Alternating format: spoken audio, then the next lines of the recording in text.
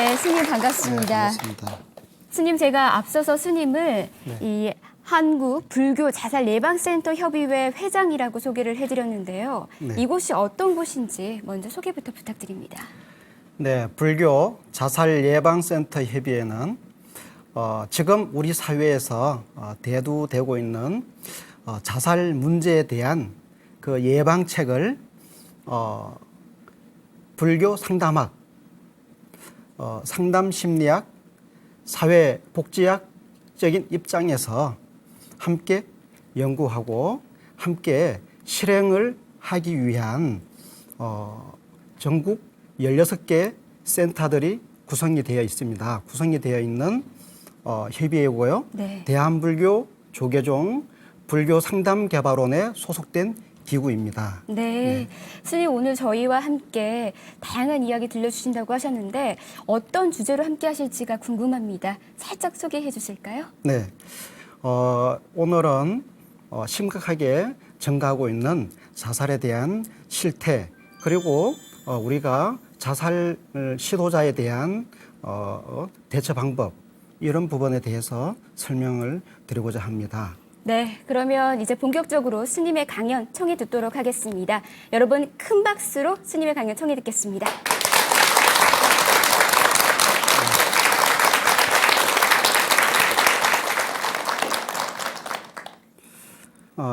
지난 2월 27일 날 저녁에 생활고와 그 환경을 비관해서 자녀들과 함께 스스로 목숨을 끊은 일이 발생했습니다. 3월 6일 날에는 지방에서 같은 사연으로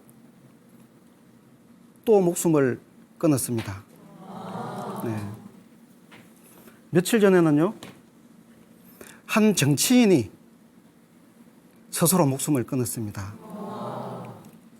인터넷에서는 얼마나 힘이 들었으면 매우 안타깝다, 슬프다 라고 하는 의견들이 오르내렸습니다. 3년 연속 무역 1조 달러 국가인 대한민국은 2003년 이후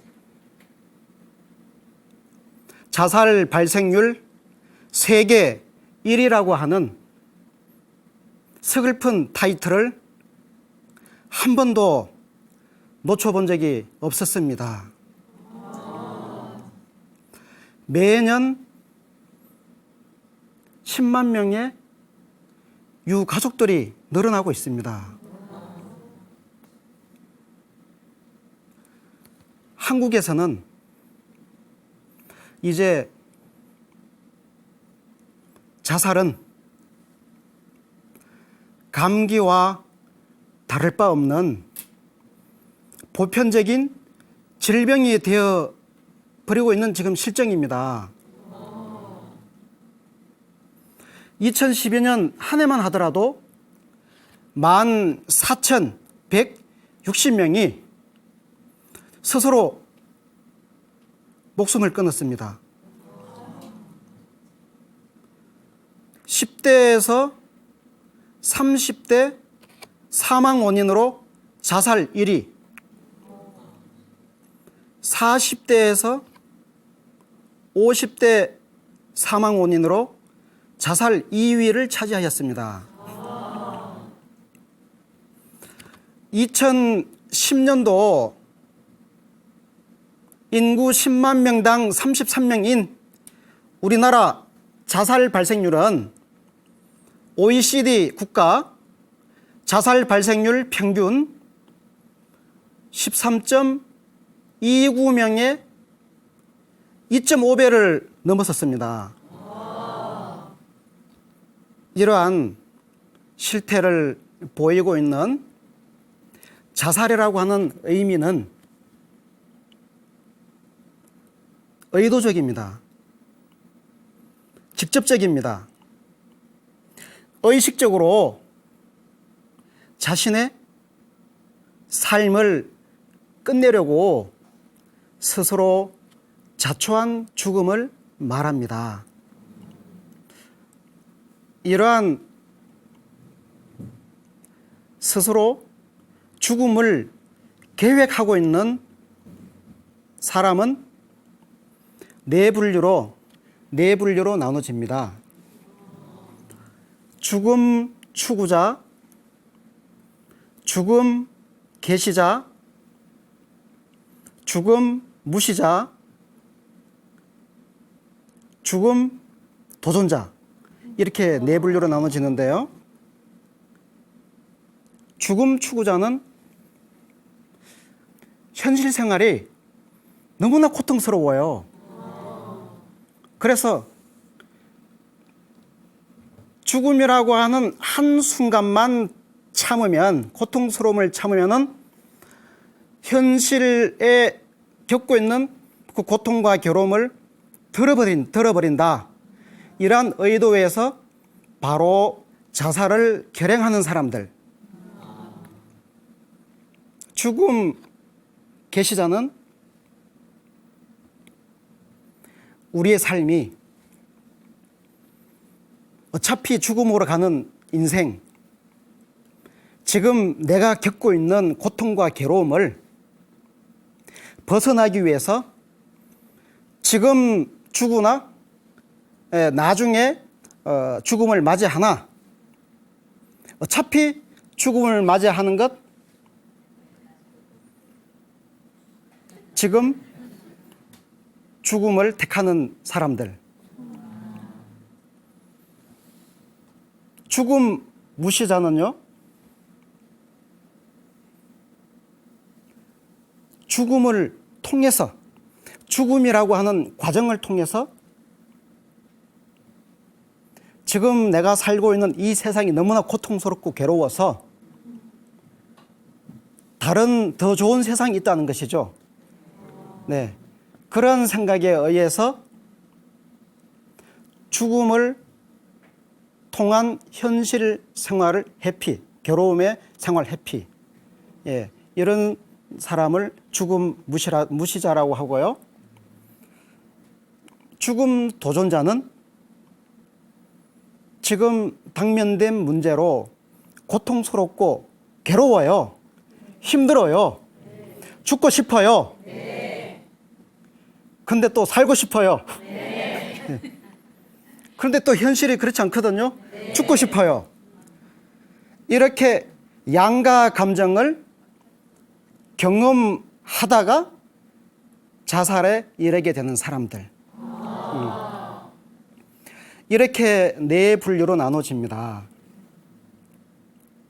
그러면 이러한 자살 시도자, 의도자들은 한순간 한 생각에서 자살을 생각했느냐? 또 그렇지 않습니다. 이러한 사람들은 긴 시간 동안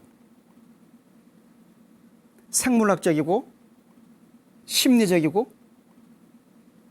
사회 환경적인 요인들과의 상호작용 관계에서 점진적으로 자살을 생각하고 자살을 계획하고 결국에는 자살에 이르게 됩니다. 한국보건사회연구원 2012년 자료에 따르면 말입니다. 자살하는 사람들 중에 청소년과 노인의 자살이 급격하게 증가하고 있음을 밝히고 있습니다. 자살의 원인이 개인에게 있든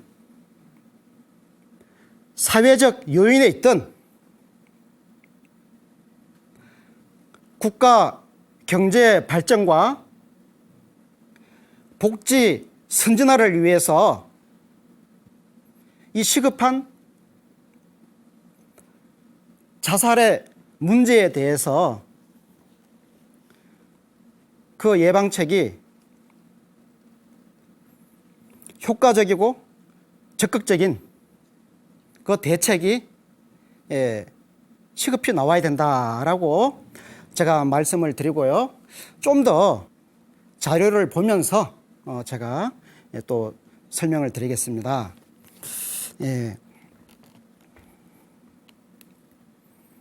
먼저 이 자료는 2001년에서 2011년까지 가장 사망률이 높은 사망 원인, 4대 사망 원인에 대한 조사인데요. 물론 이제 가장 높은 사망 원인으로는 각종 암이고, 두 번째는 뇌혈관 질환, 세 번째는 심장 질환, 네 번째는 자살입니다. 네. 그런데요, 뇌혈관 질환은 2001년에서 2011년까지 보면은 지금 감소하고 있습니다. 하고 있는데 암, 심장 질환, 자살은 증가를 하고 있는데요. 특히 자살은 2001년도에 비해서 2011년도 보면은 2배나 늘었습니다. 네, 다음. 이번에 표는 남녀별 자살률 변화입니다.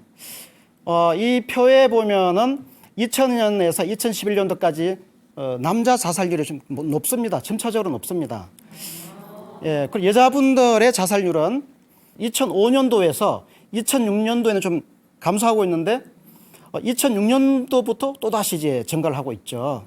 네, 예. 그 다음에 연령별 자살률인데요. 129명으로 90세 이상이 자살률이 가장 높습니다. 네. 그렇다면은 1월 달에서 12월 달까지 가장 자살률이 증가한 계절은 어느 계절이냐? 5월 달, 6월 달이네요. 네. 그리고 1월 달하고 11월, 12월은 좀 낮습니다. 네.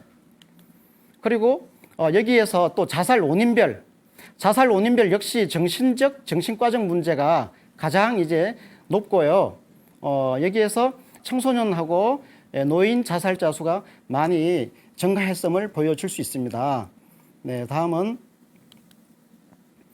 OECD 국가 이 표인데요. 우리나라가 101.8명이죠. 네, 가장 높습니다. 두 번째 자살 증가율은 포르투갈입니다. 그리고 칠레. 네, 다음 표를 또 한번 넘어가 보겠습니다. 2012년도까지의 우리나라 이제 자살 발생률에 대한 표를 말씀드리겠습니다. 2006년도에는 좀 감소했습니다. 감소했는데 2007년부터 또다시 증가를 하고 있죠. 네. 근데 2012년도에는 또 감소했습니다. 네. 아마 2011년도에 자살 예방 및 생명 존중 문화 사업을 위한 국회법이 통과됐고 정부에서 이제 많은 노력을 했기 때문에 2012년도에는 좀 감소되지 않았나 생각하고 있지만은 2006년도에 감소했지만은 2007년도에 또 이제 증가했기 때문에 2012년 이후에 또 다시 우리가 추이를 볼 필요가 있겠습니다. 그리고 또 이제 중요한 또 사실은요. 유명 연예인이 자살을 하고 그 2개월 동안 자살자 수가 증가한다는 겁니다. 네. 2005년 2월 달에 고 이현주 씨가 사망을 했는데요.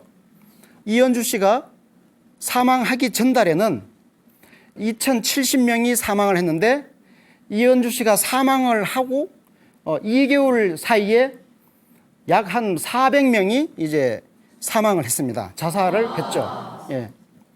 그리고 역시 2007년 1월 달에 고 윤희 씨가 자살을 했거든요.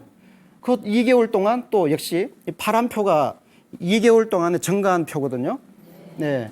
역시 또 고 정다빈 씨가 자살을 하고 2개월 동안 또 그 증가를 했고요. 고 안재환 씨, 또 고 최진실 씨, 이게 평균 유명 연예인들이 자살하고 2개월 동안 평균 약 한 500명이 자살을 했죠. 예, 자살이 증가한 것입니다. 그 다음에 이제 또 표를 또 말씀드리자면요.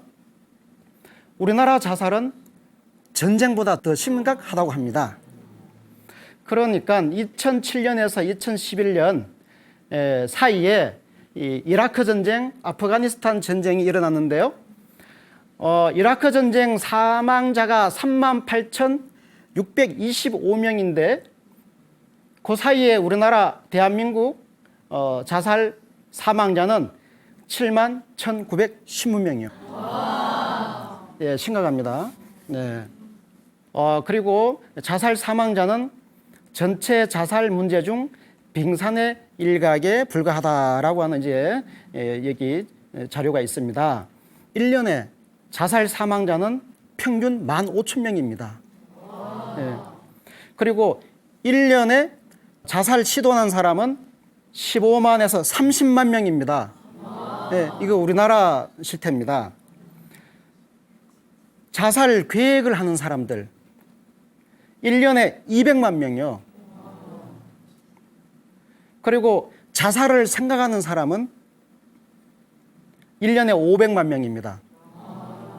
우리나라 인구가 약 5천만 명이니까 1년에 10%가 자살을 생각하고 있다는 것입니다. 네. 그래서 우리나라 자살률은 OECD 최고 수준이고요. 자살로 인한 사회 경제적 손실은 최대 4조 9,600억, 최저 2조 4,100억. 그래서 자살률을 10% 감소하면 약 5천억의 손실이 방지된답니다. 네, 이렇게 해서 자살에 대한 실태를 살펴보았습니다. 네, 어떻습니까? 네. 스님, 이 자살에 대한 그래프를 보니까요. 네. 정말 문제가 심각하다라는 생각이 듭니다. 네. 그렇다면은 이게 가장 궁금한데요. 도대체 왜 자살을 선택하는 걸까요? 네. 그 이유가 10가지가 있습니다. 네. 그래서 여기에서 우리 방청객에 계시는 분들과 함께 알아보는 한번 시간을 가져보겠습니다. 여러분들께서 제가 문제를 내면 여러분들께서는 10문제인데요. 여러분들께서는 아니다, 그렇다만 말씀해 주십시오. 네. 그러니까 자살에 관한 우리의 바른 견해 10가지인데요. 네. 자살에 대해 말하는 사람은 실제로 자살을 행하지 않는다. 네. 맞습니까? 예. 아닙니다. 네. 제가 설명드릴게요. 네. 자살하고자 하는 사람 10명 중 8명은 자살하려는 의도를 명확하게 언급합니다. 네. 두 번째 여쭤보겠습니다. 자살하려는 사람은 정말 죽고 싶어 한다? 그렇다? 아니다?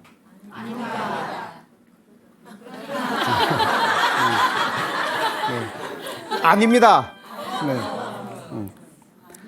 자살하려는 사람 중 대부분은 삶과 죽음에 대해 분명한 결정을 내리지 못한 상태이기 때문에 자살 위험을 무사히 넘기면 건강하게 행복하게 함께 잘 살 수 있습니다. 네. 세 번째, 정말 자살할 사람은 남에게 자살 의도를 밝히지 않으며 자살은 특정적인 징후 없이 갑자기 일어나 행해진다? 아니다, 그렇다? 맞다. 맞아요? 아니다 한번 손 들어보세요. 네. 그렇다. 아, 그렇다가 맞네요. 네. 아닙니다. 네. 자신의 자살 의도에 대해 주변 사람들에게 여러 가지 단서와 경고를 제공합니다. 네. 잘 보셔야 됩니다. 네. 네 번째, 자살하려는 사람은 자신의 문제가 가장 심각하다고 생각하며 자살이 유일한 해결 방법이라고 생각한다. 아니다, 그렇다. 맞습니다. 네. 자살을 생각하는 사람은 문제를 바라보는 시야가 좁지요. 네. 그래서 자살밖에 방법이 없다라고 이제 생각을 합니다. 네. 자살에 이르게 되는 사람들은 딱 과정이 정해져 있습니다. 네. 현재 문제가 너무 고통스럽고 괴로울 때 어떻게 해요? 우울하고 불안하고 좌절하고, 네. 그것이 해결이 되지 않으면 나는 왜 이래? 다른 사람들은 다 잘 되고 나는 왜 이렇게 못 될까? 나는 할 수 없어. 이러한 자기 비하를 합니다. 두 번째 단계. 세 번째 단계에서는 이제 사회 관계를 단절하게 되겠죠. 사회적 관계 철폐. 그 다음에 단계가 자기를 비관합니다. 절망적이야. 방법이 없어. 희망이 없어. 그리고 마지막에 자살에 이르게 되죠. 네. 또 다음 문제를 내겠습니다. 자살 실패 이후에 감정 상태가 호전되는 것은 자살의 위험이 끝났음을 의미한다. 네, 아닙니다. 네, 아닙니다. 네. 자살 실패 이후 자살 재시도는 상태의 호전이 시작되고 나서 석 달 이내에 다시 자살을 시도합니다. 이 시기에는 자신이 자살을 시도했다가 실패했기 때문에 주변인들에게 보여지는 자신의 모습 때문에 또 다른 이제 우울한 생각, 그런 감정으로 자살 행동으로 옮겨질 수 있기 때문입니다.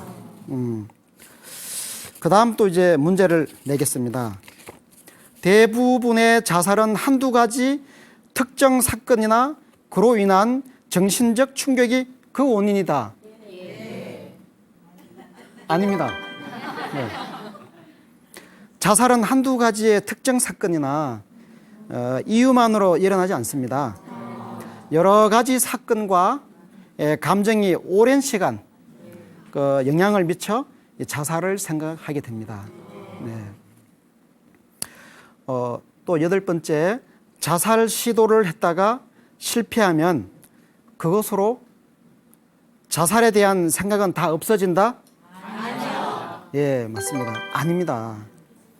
한번 자살을 시도한 경험이 있는 사람이 나중에 또 자살할 가능성이 높습니다. 네. 아홉 번째, 자살을 생각하고 있는 사람에게 관심을 기울여 주면 자살 예방 도움이 된다? 네, 맞습니다. 예, 그렇다. 네. 대부분의 사람들은 자신의 고통이 끝나기를 바라는 것이지 죽기를 원하지 않습니다. 그러므로 정서적으로 고통을 나누면 자살 예방에 도움이 됩니다. 마지막으로 여쭤보겠습니다. 자살의 위험을 가지고 있는 사람에게 자살에 대한 이야기를 꺼내는 것은 자살을 부추기는 것이니 되도록 피하는 것이 좋다. 네. 아닙니다. 네, 아니에요. 네. 오히려 자신의 감정을 솔직히 표현할 수 있도록 구체적으로 대화를 유도하고 나누어야 자살 위험을 줄일 수 있습니다. 네. 어떻습니까?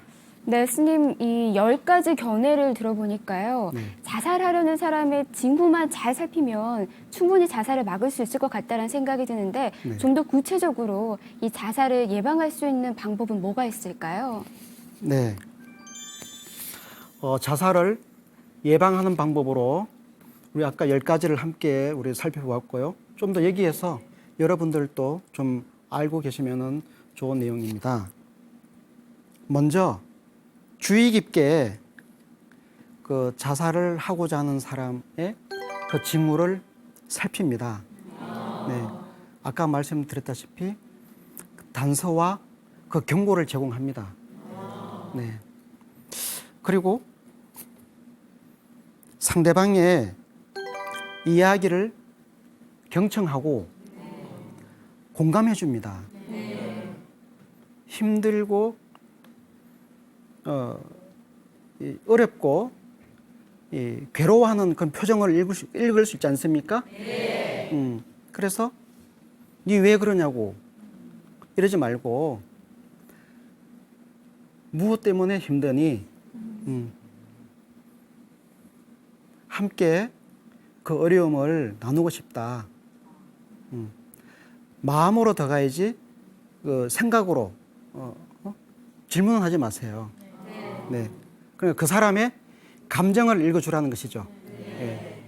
그래서 그것을 공감이라고 하고 그 다음에 또 그 사람이 무슨 말을 하는지 잘 들어야겠죠. 그것이 경청입니다. 네. 경청과 공감을 하라는 것이죠. 그리고 자살에 대해 구체적으로 물어봅니다. 어떻게 물어보느냐? 자살을 실제 행동으로 옮길 것인지 구체적인 계획, 장소, 시기, 방법을 세우고 있는지 등에 대해 진지한 태도로 물어보며 이야기를 나누는 것이죠. 얼마나 힘드니? 얼마나 괴롭니? 네. 이 감정은 몸으로 나타나거든요. 네. 자꾸 말을 시켜야만이 그 사람이 말을 하게 되고 반응을 하게 됨으로 해서 그 사람이 자기가 갖고 있는 감정을 표현하거든요. 이 자살은 감정 억압이거든요. 예. 억압이 자기의 자살로 연결되는 것이거든요. 그래서 그 사람이 자꾸 말을 하도록 하고 행동화하도록 해야 되겠죠. 네. 그리고 자살의 동기와 삶에서 변화하기를 바라는 부분의 욕구를 함께 탐색한다. 자살 동기. 그 다음에 삶에서 살아가는 데 있어서의 변화에 대한 부분에 대해서 함께 그 자살을 의도하는 사람들에게 그 사람이 어떻게 삶을 진행할 것이며 또한 왜 자살을 하는지에 대한 그 사람의 마음을 탐색하라는 것이죠. 네. 그리고 내가 생각하는 해결책을 강요하기보다도 스스로 답을 찾을 수 있도록 돕는다. 네. 상대방이 자살하겠다고 왔는데 그러지 마라 하면요 더 자살할 욕구가 일어나요. 네. 그러면 너가 지금 이 현실적인 문제를 어떻게 해결하고자 했는데 그 일이 제대로 풀리지 않느냐. 어느 정도 노력을 했는데 그리고 어느 정도 노력을 했는데 이쯤에서 내가 너를 도와줄 수 있는 방법은 어떤 방법이냐. 이렇게 이제 따뜻하게 다가가서 함께 그 문제를 해결할 수 있도록 해야 되겠죠. 네. 자살하지 않겠다는 약속을 받아둔다. 너가 지금 이 세상을 떠나버리면은 너는 너 일로 끝나지만 그 남아있는 사람은 누가 책임지느냐. 너는 떠나면 그뿐이지만은 그 남아있는 사람의 그 아픔과 슬픔과 죄책감, 그 한 사람을 제대로 돌보지 못하는 그 죄책감 누가 책임질 거냐. 하면서 이제 자살하지 말라는 이제 어떤 서약서나 어떤 그걸 좀 받아두는 것이죠. 네. 그리고 물론 이제부터는 너 옆에는 내가 있다. 이제부터는 너와 내가 함께 슬픔을 나누고 고통을 나누자 하면서 더 이제 위로하고 좀 더 격려하는 그런 마음으로 다가가야겠죠. 네. 그 다음에 자살이 예견될 때는 혼자 두지 말라는 것입니다. 네. 자살 가능성이 높다고 판단되면 위기가 지나갈 때까지 곁에 붙어 있으라는 거예요. 곁에 붙어 있으세요. 네. 모른 척 하지 마시고. 네. 도움을 줄 만한 보호자나 지인, 자살 예방 전문 기관에 연락한다. 그 자살을 의도하고자 하는 사람하고 대화를 나누면서 자기가 좀 미흡하다, 노력하는 것이 미흡하다라고 생각하면 그냥 바로 정신건강센터 또는 가까운 심리 자살 예방센터 아니면 우리 불교 상담개발원으로 전화하시면은 우리가 적극적으로 도와드릴 수 있고, 또 우리 불교 상담개발원이 아니라면은 또 멀리 계시다면은 그 주변의 정신건강센터에서 이 상담을 합니다. 그분들의 도움을 받으시면 되겠습니다. 네. 네, 스님 이야기를 들어보니까 참 많은 것들을 느끼게 되고 또 알게 되는 것 같습니다. 이 자살을 선택하는 사람들에게 있어서 따뜻한 관심은 정말 필요한 것 같고요. 뿐만 아니라 내가 내 자신에게도 괜찮냐, 어떻냐 하고 물어보는 게 이 자살을 예방하는 방법 중 하나인 것 같습니다. 자, 오늘 이렇게 좋은 말씀해 주신 우리 스님께 여러분 큰 박수 부탁드립니다.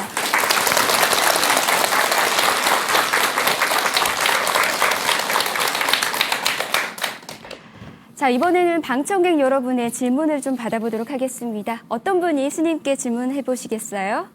네, 뒤에 분이 먼저 하시겠어요? 네. 네, 스님 요즘 남녀노소 누구나 구분 없이 자살을 하고 있는데 스님분들도 혹시 자살을 하시나요? 네. 네. 스님들이 자살했다는 소리는 못 들어봤습니다. 못 들어봤지만요. 스님들도 5가지 감각기관이 있는 사람이거든요. 네. 5가지 감각기관은 생각하고 생각에 의해서 감정을 일으키게 되고 행동화하죠. 그래서 때로는 살아가면서 우울할 수도 있을 것이고 슬픔이 있었을 것이고 괴로움도 있었을 것이고 네.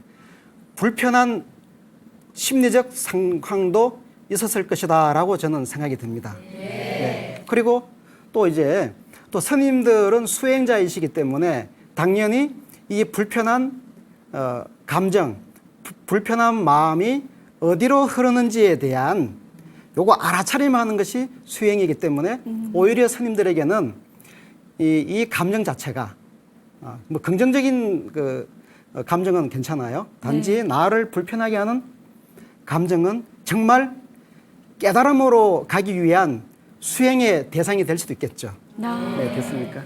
네, 스님 좋은 답변 감사합니다. 네. 자, 다음 분도 질문 받아보도록 하겠습니다. 네, 뒤에 분이요.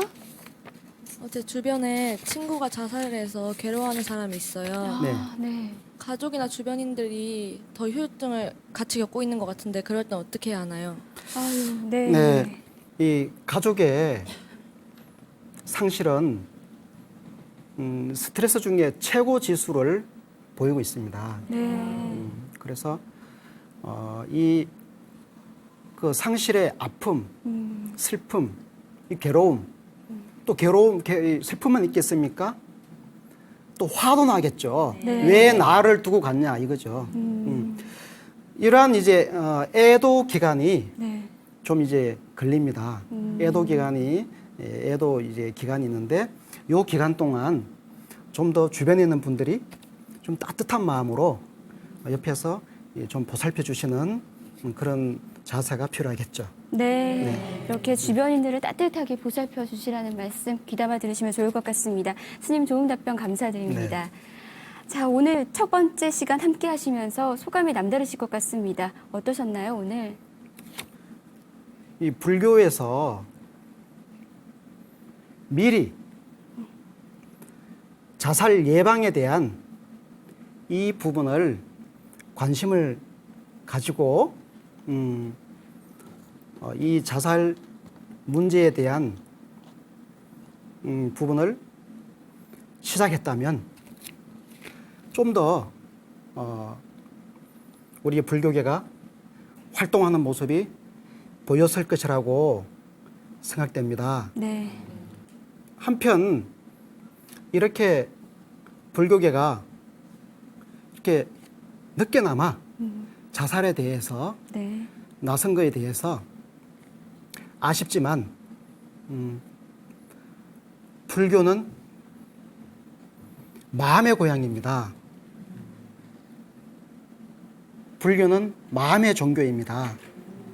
지금 우리가 살아가고 있는 이 시대는 마음의 시대입니다.